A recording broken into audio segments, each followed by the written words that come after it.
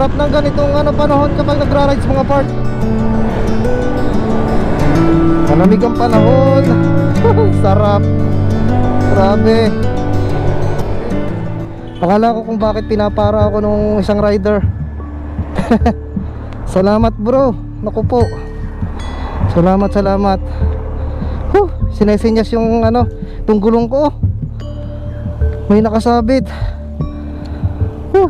Salamat talaga sa ating mga kasamahang riders. Kung ito'y bubuhol, malamang ma-aksidente ako. Shoutout dun sa sa rider na bumati sa akin.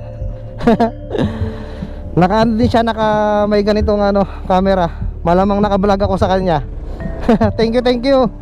Kung mapapanood mo to bro, maraming salamat.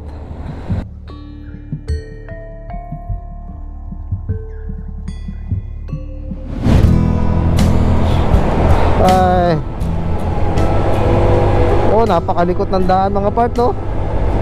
Oh, mas maaga pa itong nakarating dun sa sa Fantasy World mga part. Sa mga riders na nakakasalubong natin.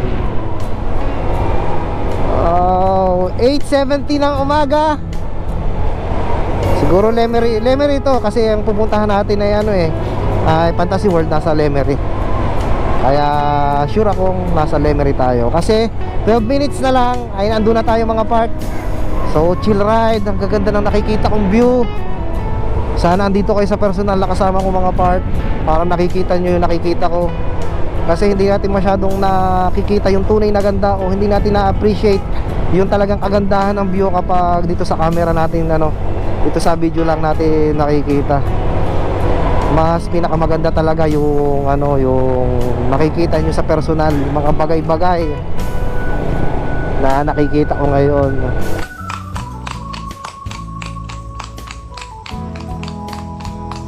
Alam daw yung mga part papunta dun sa sa pupuntahan natin sa Fantasy World. May nakita lang ako maganda mga part to. Tingnan ko lang. Ganda, papasok na to. Check lang natin mga part ko meron dito. Ang ganda. Woo! Oh, napakaangas.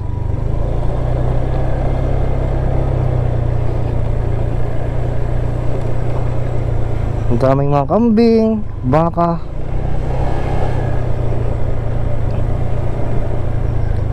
Wow.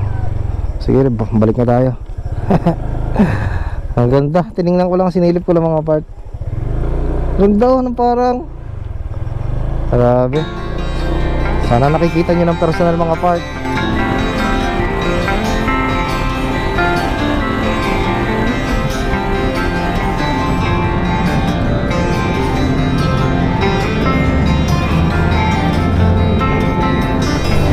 Okay, diretso tayo mga part. Sobrang lamig. Pagano ba tayo kalayo buhat dito papuntang Tagaytay? Pero lamig na dito mga part.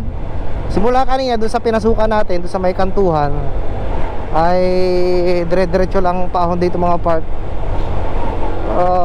At napakalamig. Grabe, ito napakagandang rides. Siguro mula na dito kahapon o kanina. Medyo may bakas ng yung basa, pero naman yung parang pinakabakas na lang. Wala na yung tubig. Update lang mga part. Palamig na ng palamig dito sa ating pinupuntahan. Malapit ng Pasko mga part. Ilang buwan na lang, September, October, November, December. So 3 months na lang mga part, ay December na. Talaga nakaka-excite.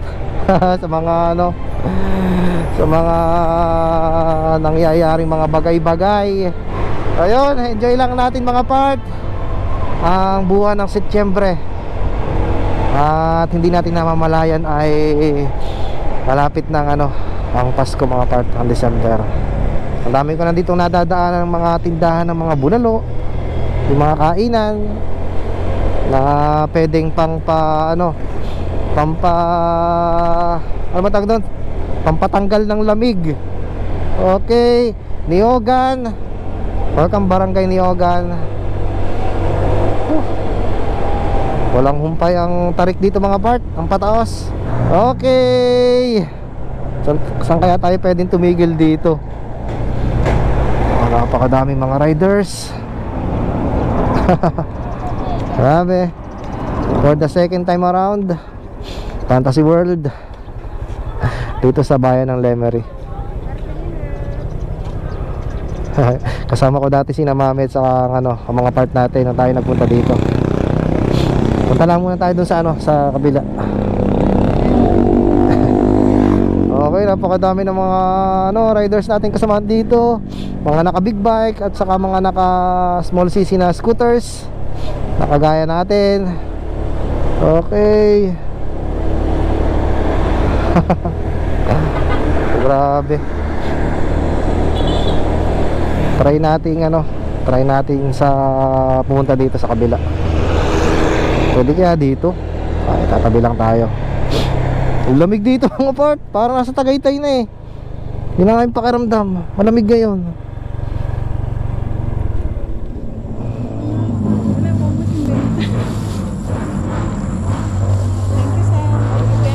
Thank you po.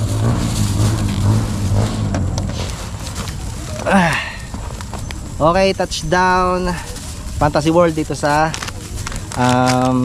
Lemery. Kaya bumili ako ng ng pampasalubong yung kay ate. Tatlo nitong sweet peanut and buko Tagaytay. Sweet peanut, kung tawagin sa amin ay panutsa. Tatlo, 100. So pampasalubong ko sa mama at saka syempre kay mami. Mahilig si mami at saka ang mama dito. Okay, tambay muna tayo mga part dito at kakain muna tayo ng ating baong tinapay. Yan, inagaw ko dun sa mga baon ng aking mga anak. Okay, para isa na yan sa aking mga hacks kapag bumabiyahe ako mga part. Yung yung nagbabaon ako ng pwedeng kainin para hindi na tayo bumili sa sa mga, syempre kapag nasa rides tayo kung ano binibili natin, hindi maiwasang magugutom tayo na bibili tayo ng kung ano-ano. Syempre yun, pagka may baon tayo, medyo mababawasan yung ating gastos. So halip na yung ating bibilhin para sa kakainin natin, ayan pwede nating kagaya niyan. Bumili na lang ako ng ng pampasalubong kay mami.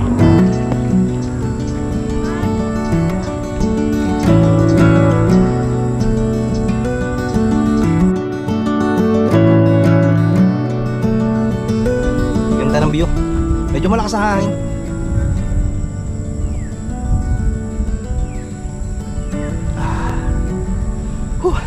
Hindi na lang naabutan na na pwedeng pasukan. Pinagsara na agad.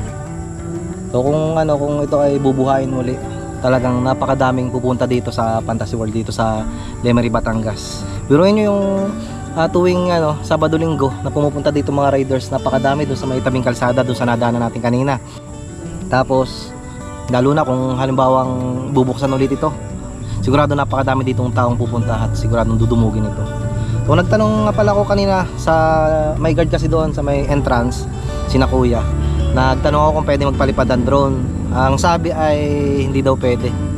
Kaya 0 drone shots tayo dito sa may Fantasy World. Pero siguro kung tatry kong lumabas dito sa areang ito at doon ako lalayo, baka makakahagip tayo ng kaunti doon sa sa pinaka-castle na yon. Para meron man lang tayong aerial shots.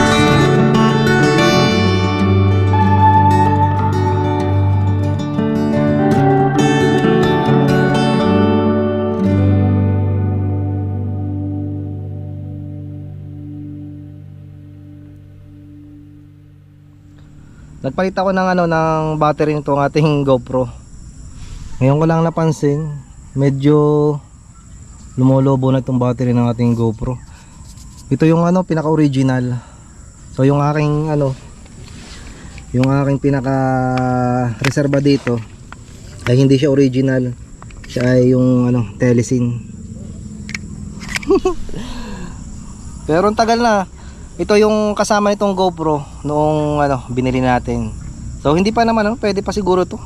Kaya pa to, mga 1 taon pa to bago tuluyang hindi na natin magamit. Kung mahaba-haba pa din naman yung yung time na niya bago siya malobat. Halos mga 30 minutes pa din. So kayang-kaya. Minsan nga kapag nagba-vlog ako ay nakakatapos ako ng buong vlog na isang battery lang aking nagagamit. Ayun. So banda-banda dyan, ipon-ipon na naman tayo para makabili ng mga gamit natin sa pagbablog. Ano? Yung ating mga gamit. Yan, raid muna tayo ng ating gamit. Ito yung ating nasa ilalim itong ating inflator na lagi nating dala kapag tayo ay bumabiyahe. Tapos ito yung ating lagayan itong GoPro. Ito yung ating drone. Ito yung ating yung tripod nating maliit na hinahawakan natin. Ito yung mahaba na nakakabit yung ating SJ cam. Sa ilalim to yung ating kapote. Tapos yung iba nating mga gamit pa dyan. Ayun. Okay. So 100% battery. Pero ang ating memory ay 43 minutes na lang. So mahaba-haba pa yan mga part. So makakatapos tayo ng hanggang makauwi. Kaya pa to. Hindi naman lahat ng dinadaanan natin ibinibidyohan natin. Siyempre may mga time na patay itong ating camera. So yun.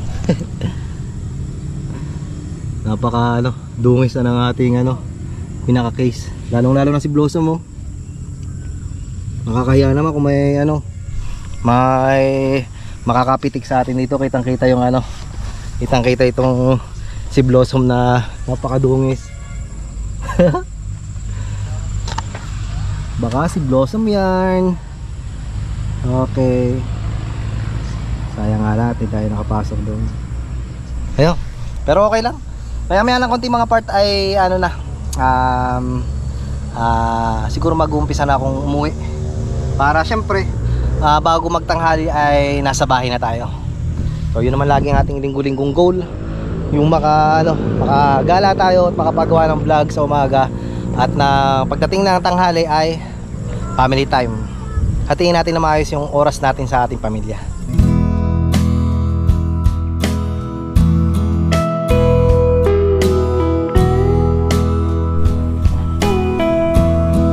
Okay, get up muna tayo mga part. At lalarga na tayo. Nakapagpahinga naman tayo ng mga almost 20 minutes dito.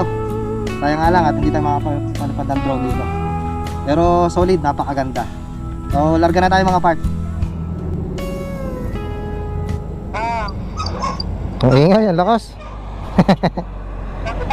Hindi. Mainit. Tapos na ako. Uwi ka na agad, wala na kang madadaanan to diyan. Ay, Tagaytay, ilang minuto na lamang. Ay, susunod na lang yun. Bawal palang palipad dito ng drone. Nagpaalam ako sa guard. Ay, bawal daw.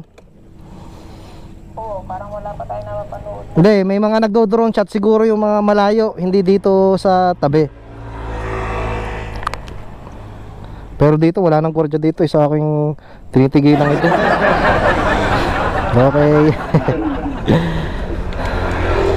Hindi talaga ako nakatiis kanina na ay bukas ang aking hello sounds.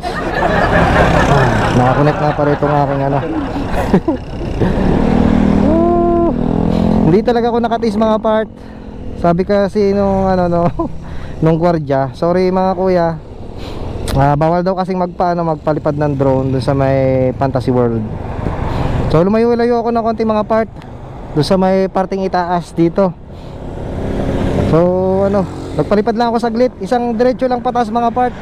Para lang kahit pa paano ay meron akong drone shot dito ng Fantasy World. Pasensya na po kung talagang bawal.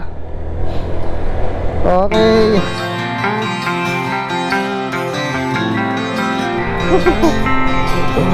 Lumayo pa talaga ako para So talagang kailangan natin sundin yung mga rules and regulations sa mga lugar na napupuntahan natin. So nagpaalam tayo doon kanina kay kuya, ay bawal daw. Kaya ayun, basta kung bawal man po ay sorry po. Konti lang yun, napakadami talaga dito mga riders.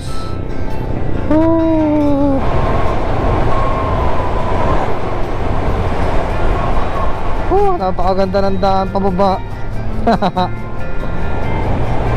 Ang daming mga nag-overtaken sa akin na mga nagra-rides, mga naka-sniper, Aerox. Ang lalakas ng kanilang mga motorsiklo. Grabe. Woo!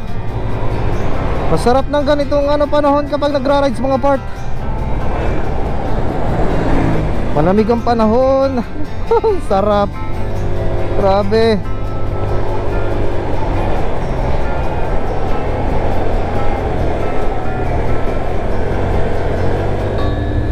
Grabe. Akala ko kung bakit pinapara ako nung isang rider. Salamat bro. Naku po. Salamat. Sinesinyas yung yung gulong ko. May nakasabit. Salamat talaga sa ating mga kasamahang riders. Ayo. Kung ito'y bubuhol, malamang at ma-aksidente ako.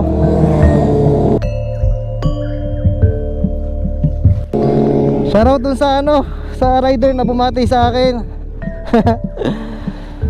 Din siya, may ganitong camera. Malamang naka-vlog ako sa kanya. Thank you. Kung mapapanood mo to bro, maraming salamat. Whew! Medyo kinabahan ako dun Kaya kailangan bago ako bago tayo lumarga ulit ay chine-check dapat natin yung ating motorsiklo. At baka may mga nakasabit niyang ganyan. Whew!